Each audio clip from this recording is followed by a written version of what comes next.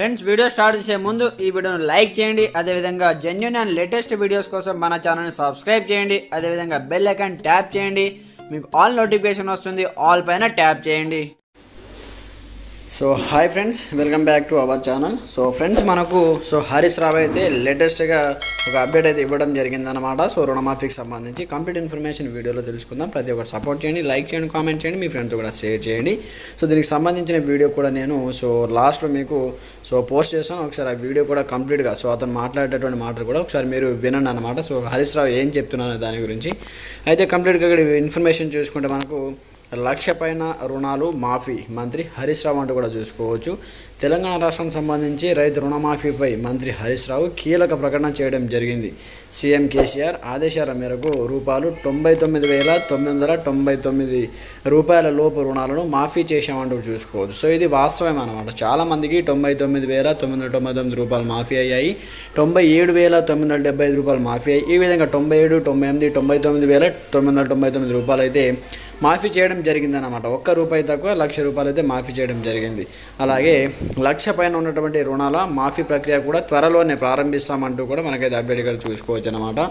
Already మనకు ఆ రోజే మనకు కంప్లీట్గా హరీష్ రావు చెప్పడం జరిగిందనమాట. 1,00,000 పైన ఉన్నటువంటి రుణాల మాఫీ ప్రక్రియ కూడా త్వరలోనే ప్రారంభిస్తామంటూ రుణమాఫీ విషయంలో రైతులు ఆందోళన చెందవలసిన అవసరం లేదని చెప్పారు. కంప్లీట్గా మీరు ఎలాంటి దిగులు పెట్టుకోవద్దు. మీకు మాఫీ కాలేదని మీరు టెన్షన్ పడాల్సిన అవసరం లేదు.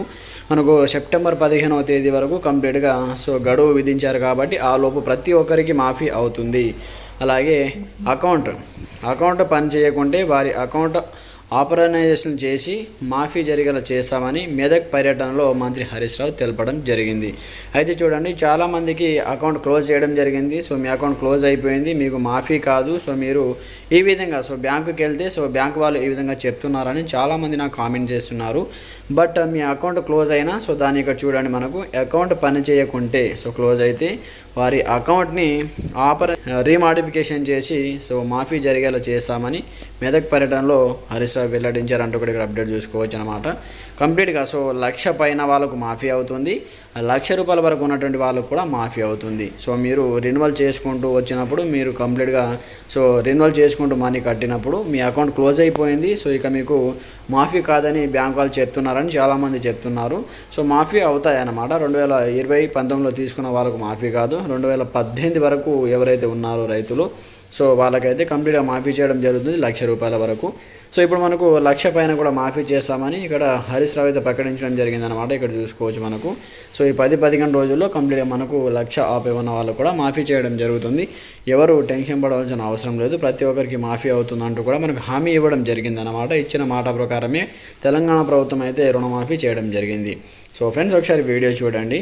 నచ్చితే లైక్ చేసి కామెంట్ చేయండి, ఛానల్ సబ్స్క్రైబ్ చేసుకోండి. Thanks for watching this video. జై హింద్. 30 లక్షల మంది రైతులకు ఇచ్చిన మాట ప్రకారంగా 20,000 కోట్ల రూపాయల రైతు రుణమాఫీ కార్యక్రమం ఇవాళ రాష్ట్రంలో జరుగుతూ ఉంది. ఇప్పటికే 99,999 రూపాయల వరకు రైతు రుణమాఫీ ప్రక్రియ పూర్తయింది.